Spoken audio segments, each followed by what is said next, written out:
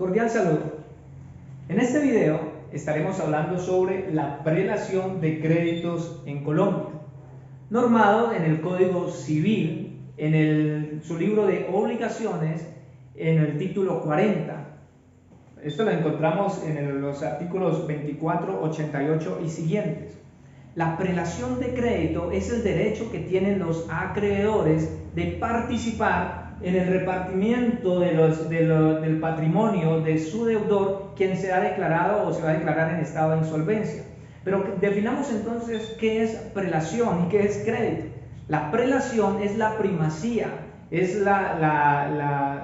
lo primero, lo que está por encima de lo otro. Entonces la prelación siempre nos va a decir que hay algo más importante que lo demás. Los créditos, pues, es una obligación que tiene una persona con otra. Recordemos que las obligaciones son de tres tipos. Está la obligación de dar, la obligación de hacer y la obligación de no hacer. La obligación de dar es cuando transfiero el derecho de dominio. Por ejemplo, yo vendo mi casa, estoy transfiriendo el dominio de mi casa a otra persona. Las obligaciones de hacer es cuando yo me comprometo a realizar una tarea o alguna situación. Por ejemplo, me contratan para realizar un trabajo de una obra, pintar una casa o qué sé yo. Esto es una obligación de hacer. Y una obligación de no hacer es de abstenerme de hacer algo. Entonces, cuando hablamos de la prelación de crédito, estamos diciendo que el código nos dice cuál crédito es más importante o cuál crédito tiene primacía o cuál crédito tenemos que pagar primero cuando el deudor entra en un proceso de insolvencia. El Código Civil ha agrupado estos diferentes créditos valga la redundancia, en diferentes clases. Ha dicho que hay créditos de primera clase, hay créditos de segunda clase, hay créditos de tercera clase, créditos de cuarta clase y créditos de quinta clase. Cuando una persona se declara en bancarrota o entra en un proceso de insolvencia y tiene esta variedad de acreedores, se requiere entonces mirar en particular cada una de estas obligaciones que este sujeto o esta persona ha adquirido y saber en qué clase o en qué categoría están, para entonces así comenzar a realizar la distribución del patrimonio. Valga decir que se empieza por la primera clase, se sigue con la segunda clase, hasta donde le alcance el patrimonio que se ha de distribuir. Entonces, para comprender de una mejor forma lo que es la prelación de créditos, vamos primero a recordar que la prelación de créditos está regulada en el artículo 2488. Ahí es donde encontramos las diferentes categorías que se mencionaron de las clases para la prelación de créditos. Entonces, para el caso práctico, vamos a tomar a esta persona a la cual llamaremos Juan. Juan es un deudor, persona natural, no comerciante. Entonces, Juan será el deudor que será una persona o que es una persona natural no comerciante. Él ha entrado en un proceso de insolvencia económica, pero entonces tiene gran cantidad de acreedores. Con esos acreedores pues tiene unos créditos, los cuales pues debe suplir o mirar, o esos acuerdos a los cuales va a llegar para poder suplir esas obligaciones que él ha contraído. El código como ya lo mencionamos, nos dice que están categorizados en clases. El artículo 2495 del Código Civil, el artículo 2495, nos determina cuáles son esas obligaciones de primera clase. Entonces, dentro de esas obligaciones de primera clase que nos menciona el Código Civil, están todas las deudas que se tienen, por ejemplo, con el Estado, los impuestos, ¿sí? Puede ser el impuesto de vehículos o el impuesto catastral que pagamos por nuestras viviendas. Entonces, esas deudas fiscales irían en los créditos de primera clase. También se tienen las costas judiciales de los intereses que se puedan causar en el proceso judicial, y aparte de eso también menciona otros, como por ejemplo las deudas que se tienen con los trabajadores por cuestiones de salarios o prestaciones sociales. Aquí tenemos, por ejemplo, un empleado que tenía Juan en su casa o en su finca o en su lugar de trabajo, que le realizaba pues las labores domésticas. A este empleado le quedó debiendo Juan sus prestaciones sociales. Entonces lo vamos, según esos créditos de primera clase, lo vamos a encauzar aquí en la primera clase, según lo establece el artículo 2495. También dice que los créditos en cuestiones de alimentos también van a estar en esta primera clase. Entonces aquí tenemos dos menores de edad, hijos de Juan, a los cuales les debe alimentos. Entonces ya tenemos más los que mencioné anteriormente, pues van a estar entre los créditos de primera clase. Para el ejemplo, pues Juan tiene deudas con un trabajador y con unos menores de edad. ¿Qué nos dice también la norma? Que cuando estos están en la primera clase, vamos a suponer que Juan tiene un patrimonio de 20 millones de pesos. ¿Sí? Con estos 20 millones va a pagar a sus acreedores.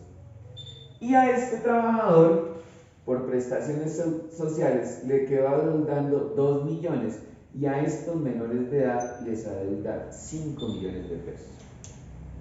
Entonces, tendría que empezar a pagar a estos de la primera clase. Con este patrimonio va a empezar a pagar a estos de la primera clase. Como hay unos menores de edad aquí, entonces a estos menores de edad se les debe pagar primero, ¿sí? Y luego se pagará pues al trabajador. Quiere decir que en los créditos de primera clase, Juan tiene una deuda de 7 millones de pesos. Entonces, esa deuda de 7 millones de pesos será saldada pues con el patrimonio que él tiene, con lo que él le queda de patrimonio. Entonces, primero vamos a atender a los menores, luego al trabajador. ¿Qué dice la norma? Que cuando se han ya tenido en cuenta los créditos de primera clase, pasamos a otro nivel que serían los créditos de segunda clase, que nos lo establece el artículo 2497, y que básicamente el artículo 2497 del Código Civil nos dice que en estos créditos de primera clase van a estar los créditos de garantía mobiliaria. Entonces Juan adquirió un vehículo con prenda, y en la actualidad Juan adeuda a ese vehículo 3 millones de pesos que no ha cancelado, que tiene vencido a la fecha, 3 millones de pesos. Entonces, como ya se hizo los pagos o los acuerdos de pago, en si es dado el caso, con los de primera clase, pasamos al crédito de segunda clase, que sería la garantía mobiliaria, para que se pague esa deuda de los 3 millones de pesos. Entonces aquí ya habíamos pagado 7, de estos 7, ahora le sumamos otros 3, que son en total 10 millones de pesos, para cubrir lo que es la garantía mobiliaria. Entonces, como hay una prelación y dijimos que uno está por encima de otro, pues ya podríamos pasar a esos créditos de tercera clase, que están regulados en el artículo 2499, ¿sí? Y que básicamente nos habla de los créditos hipotecarios sobre este bien inmueble, que es un apartamento o una casa.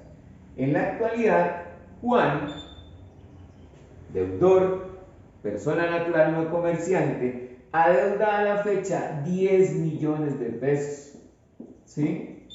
Por este inmueble. Significa que con lo que le restaba, que ya llevábamos 10, le quedan esos 10, debe pagar los 10 millones de la hipoteca. Eso significa que hasta aquí agotó el patrimonio, o sea, los 20 millones en total, y pasaría a pagar las deudas que tengan los de cuarta clase. Juan, al ser una persona natural, no comerciante, pues no tendría, por ejemplo, deudas con estos que son proveedores de materia prima para la fabricación de algunos productos. Entonces, al ser Juan una persona no comerciante, estos tipos de créditos no entrarían en esta línea de pago de prelación de créditos.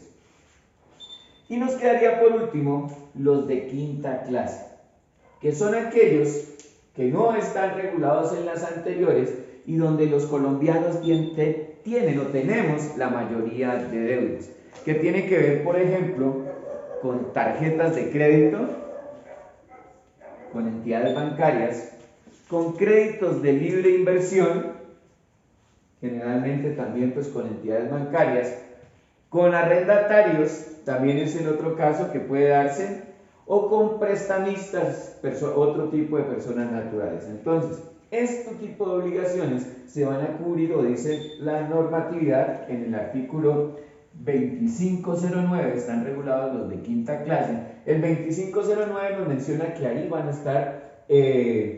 a estar estas tarjetas de crédito y estos créditos de libre inversión. Resulta que como la mayoría de colombianos estamos endeudados con tarjetas de créditos o con bancos, aquí estaba la mayor parte de las deudas. De tarjetas de crédito, Juan adeudaba a la fecha 30 millones y de crédito de libre inversión adeudaba 25 millones de pesos.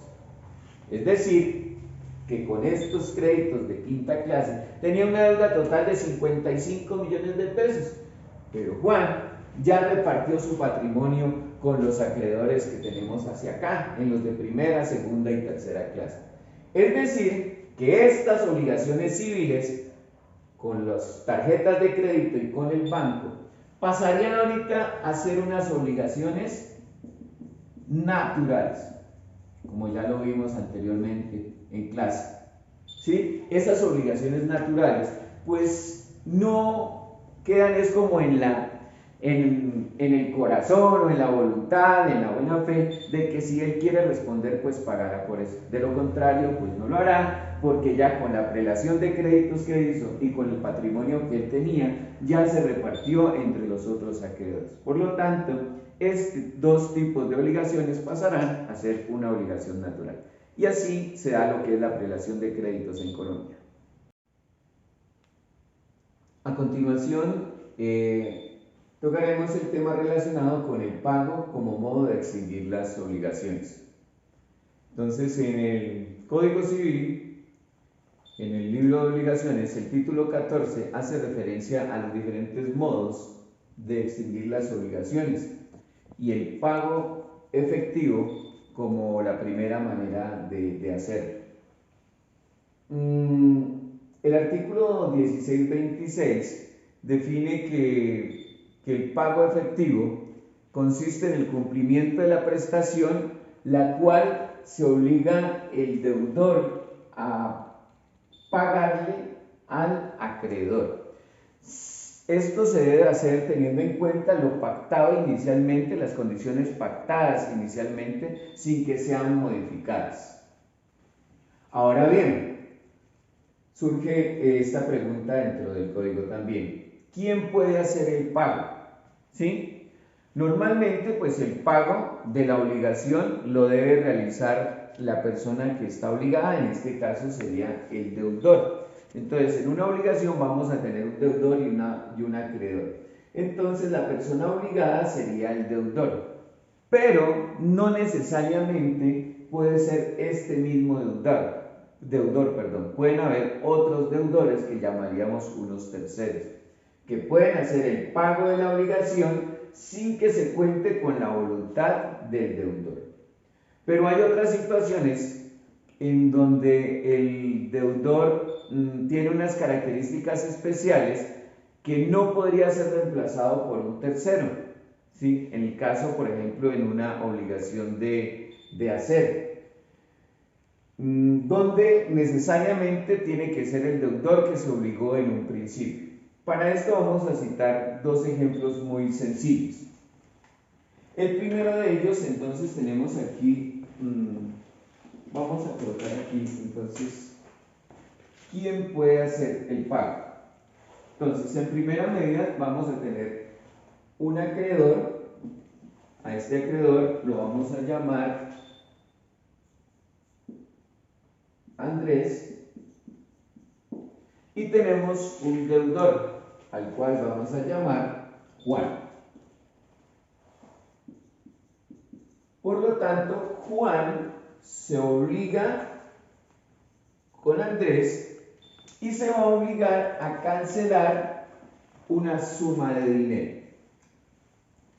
Como es una obligación de dar una suma de dinero, naturalmente o principalmente el que debería pagar la obligación sería el deudor, que es Juan, pagarle a Andrés.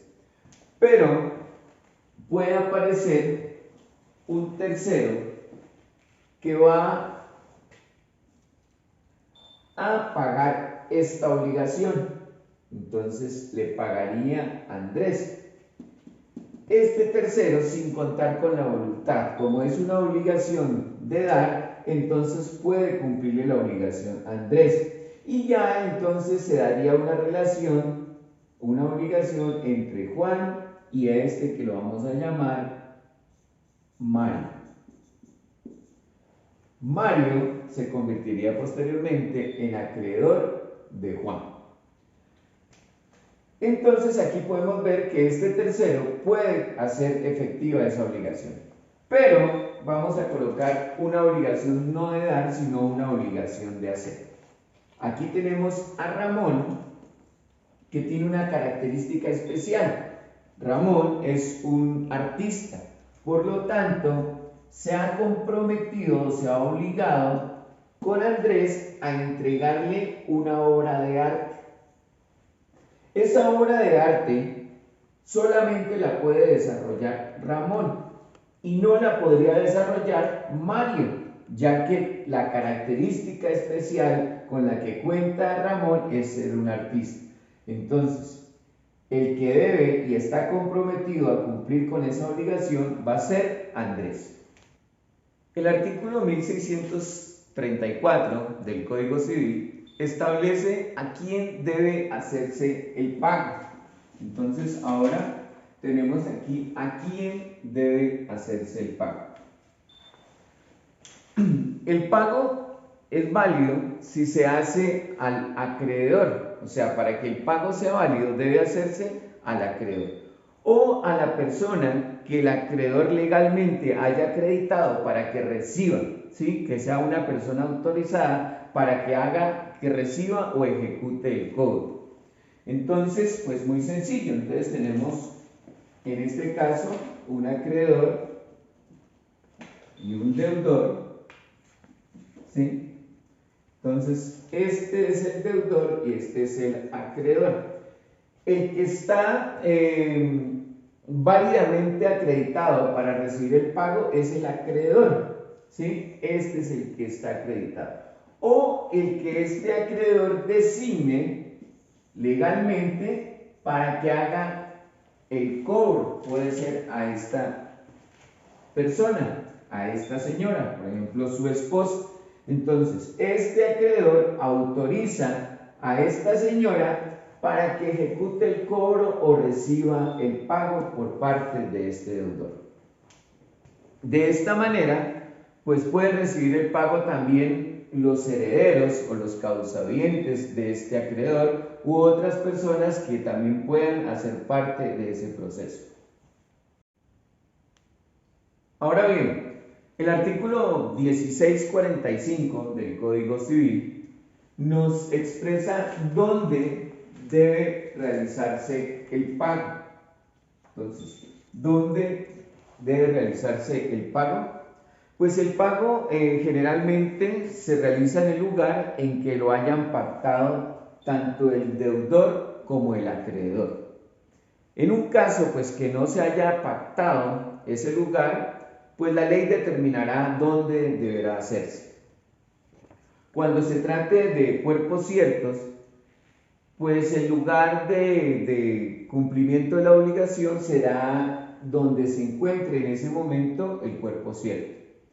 Y cuando se trate de cosas diferentes a cuerpo cierto, el cumplimiento de la obligación se hará en el domicilio del deudor. ¿Por qué es importante tener en cuenta dónde debe realizarse el cumplimiento de la obligación? Porque en el caso de un eventual incumplimiento de la obligación que se tenga, ese lugar determinará también el juez que será competente para resolver el litigio. Vamos a colocar un ejemplo muy sencillo de dónde debe realizarse el cumplimiento de la obligación. Tenemos entonces lo que es cuando se suscribe una letra de cambio, ¿sí? Cuando se suscribe una letra de cambio, generalmente pues, se registra en ella dónde se va a realizar el cumplimiento de la obligación. En este caso, Cleopatra se va a obligar con Aníbal a pagar la suma de 23.500.000 pesos en la ciudad de Bogotá. Entonces, el lugar de cumplimiento de la obligación va a ser Bogotá. Quiere decir que si Cleopatra no cumple con la obligación con Aníbal, pues Aníbal puede iniciar un proceso ejecutivo y el juez competente pues será el juez de la ciudad de Bogotá. Finalmente, el artículo 1648 del Código Civil establece cómo debe hacerse el pago de la obligación. Entonces se dice que el pago de la obligación debe hacerse en su totalidad y con el lleno de las condiciones acordadas. Así se entenderá entonces que el deudor ha pagado de debida forma la obligación. La deuda también comprende la obligación misma que tiene la deuda, pueden ser, por ejemplo, los intereses o las indemnizaciones que se deban en este caso al acreedor. Debe tenerse en cuenta que habrá lugar a rescisión del contrato de indemnización de perjuicios al acreedor cuando la cosa que se paga en especie o cuerpo cierto se encuentra deteriorada. Vamos a colocar un ejemplo. Entonces, aquí tenemos a esta señora que va a ser la acreedora. Entonces, ella va a ser la acreedora. ¿Sí? Y este señor que tenemos aquí va a ser el deudor. Eso significa que este señor se va a obligar con esta señora. Y tiene dos obligaciones con ella misma. Una de dinero por un préstamo que ella le hizo a él, entonces él está obligado a pagarle el dinero a él. Y no solamente el capital, sino también los intereses, tanto corrientes o de mora que de pronto se lleguen a presentar dentro de la obligación. Entonces, no es únicamente lo que se obligó en un principio, sino todo lo que este crédito haya causado durante un transcurso de tiempo. Y también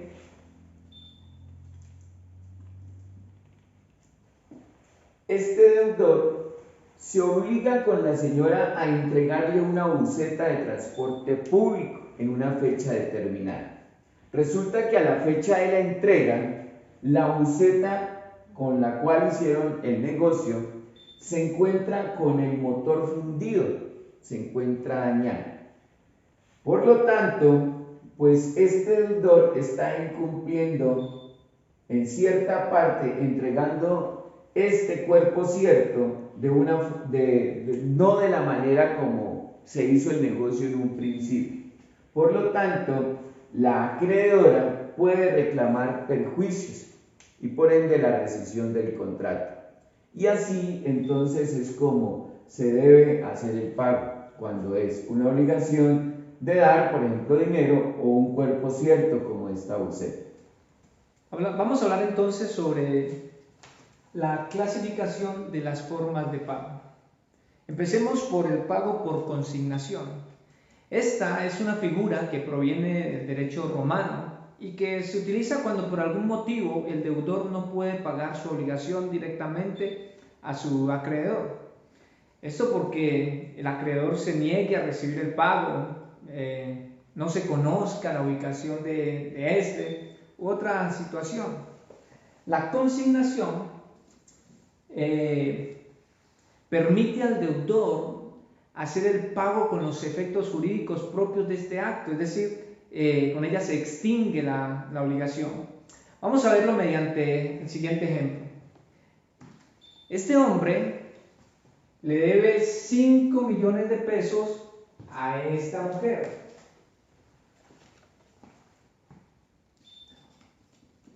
Obligación que fue respaldada con su vehículo como prenda o como garantía.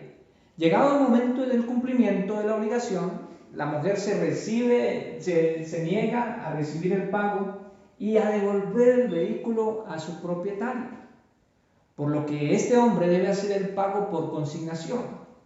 La forma de realizar el pago por consignación está arreglada en el artículo 381 del Código General del Proceso. Para que el pago por consignación sea válido, es necesario que se cumplan ciertos requisitos, los cuales son que la persona que lo haga sea capaz y sea la que está obligada a pagar, que se dirija al acreedor capaz de recibir o a su representante, que la obligación actualmente sea exigible, que se ofrezca realizar el pago en el lugar que se estipuló, y también que la obligación que se ejecutará sea la que corresponde. En el proceso, lo que este hombre hará será depositar a órdenes del juzgado los 5 millones de la deuda, esperando que esta obligación que tiene con esta dama se extinga y que el juez ordene la restitución del bien dado en garantía, es decir, que el vehículo vuelva a su propietario. Ese es entonces el pago por consignación. Ahora pasemos al pago por subrogación. La subrogación, según el artículo 1666 del Código Civil, es la transmisión de los derechos del acreedor a un tercero que le paga. La subrogación puede ser convencional, o sea, en virtud de la autonomía de las partes, y se rige por la regla de la cesión de crédito, es decir, debe efectuarse la subrogación en el mismo momento del pago. De lo contrario, se verá como extinguida la obligación y no se transmitirá el derecho de crédito al tercero. La subrogación puede ser legal por el Ministerio de la Ley y puede ser aún en contra de la voluntad del acreedor. Los beneficiados con el pago o con subrogación están registrados taxativamente en el artículo 1668 del Código Civil. Miremos algunas de esta lista con ejemplos. Esta dama compró esta casa mediante un crédito hipotecario. Esta dama compró esta casa, el banco le prestó el dinero para comprarla, de manera que ella es deudora del banco. Un día decide venderle esta casa a este caballero. La subrogación nos dirá que la deuda que ella tenía con el banco ahora pasa a él. Él compró la casa, compró la deuda, por lo tanto tendrá que realizar el pago al banco. La subrogación es un cambio de quien debe pagar la obligación. Entonces, con este ejemplo creo que nos queda un poco más claro. Aquí podemos ver la subrogación, el cambio de los derechos que tiene el acreedor sobre un tercero que queda obligado a pagar. La siguiente forma de pago es el pago por cesión de bienes. El pago por cesión de bienes está regulado en el artículo 1672 del Código Civil, donde se establece que la cesión de bienes es el abandono voluntario que el deudor hace de todo lo suyo a su acreedor o acreedores, cuando a consecuencia de accidentes inevitables no se halla en estado de pagar sus deudas. Se deduce que no todos los deudores son susceptibles de que se les sea aplicable la cesión de bienes, ya que para que esta figura opere es necesario que esté en un estado que lo imposibilite a pagar sus deudas. El artículo 1674 del Código Civil manifiesta que cualquier acreedor puede exigir al deudor que pruebe su inculpabilidad en la suerte de su negocio, o sea, que pruebe que su quiebra financiera fue fortuita. Por regla general, el acreedor está obligado a aceptar la cesión de bienes como manera de pago. El artículo 1673 establece que esta figura será de conocimiento del juez cada vez que el deudor lo solicite. Vamos a explicarlo mediante el siguiente ejemplo. Este hombre tiene varios acreedores. Aquí está, este caballero le debe a esta dama, también le debe a este caballero de acá.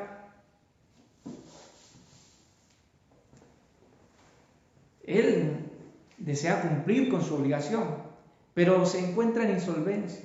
No puede hacerlo porque tuvo un inconveniente, algo fortuito que le imposibilita pagar su obligación. Pero este hombre, dentro de su patrimonio, tiene este bus, servicio escolar, de transporte escolar, tiene por acá también este taxi y tiene también esta casa que se encuentra arrendada. Lo que va a hacer este hombre para poder pagar sus deudas es ceder estos bienes a sus acreedores. Los efectos de la cesación de bienes están reglados en el artículo 1678, donde dice que extinguen hasta la cantidad en que sea satisfecha con los bienes o el fruto de los mismos. Con la cesación de los bienes, de estos bienes, no se transfiere la propiedad. O sea, no se está transfiriendo la propiedad a los acreedores, sino que los faculta para que dispongan de ellos o de sus frutos hasta que puedan pagarse lo adeudado. Esto es entonces el pago por cesación de bienes, donde, insisto, cede los bienes para que sus acreedores puedan pagarse la obligación. Por último, miremos el pago con beneficio de competencia. Esta es una figura que consiste en otorgarle al deudor la facultad de pagar sus obligaciones con todos los bienes que posee. Esto con previa autorización judicial, excepto de los cuales son necesariamente indispensables para su modesta subsistencia. Esta figura pretende garantizar el pago de los créditos que posee con sus acreedores, con la limitación de no dejar al deudor en una circunstancia deplorable. Esta figura ampara al deudor, quien está obligado a completar el resto de lo debido cuando mejore su condición económica. Si los bienes cedidos no fueron suficientes para cubrir el total de las obligaciones, este hombre sigue obligado con sus acreedores. Las personas cobijadas por el beneficio de competencia están establecidas en el artículo 14 de la Ley 95 de 1890, que derogó el artículo 1685 del Código Civil. Entre los que están los descendientes o ascendientes, el cónyuge, los hermanos, los socios, entre otros. Veamos un ejemplo. Este hombre tiene varios acreedores.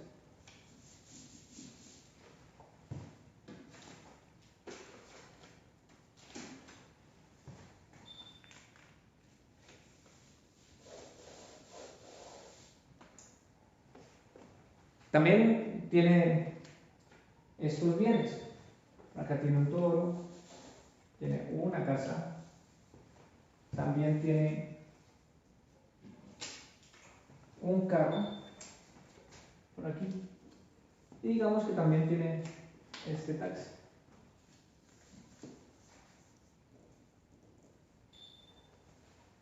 Los bienes que saldrán de la propiedad de este hombre para responder a sus obligaciones van a ser los que no son necesarios para su subsistencia, es decir, este taxi pasará acá a sus acreedores, también el toro pasará acá a sus acreedores, lo mismo que este carro.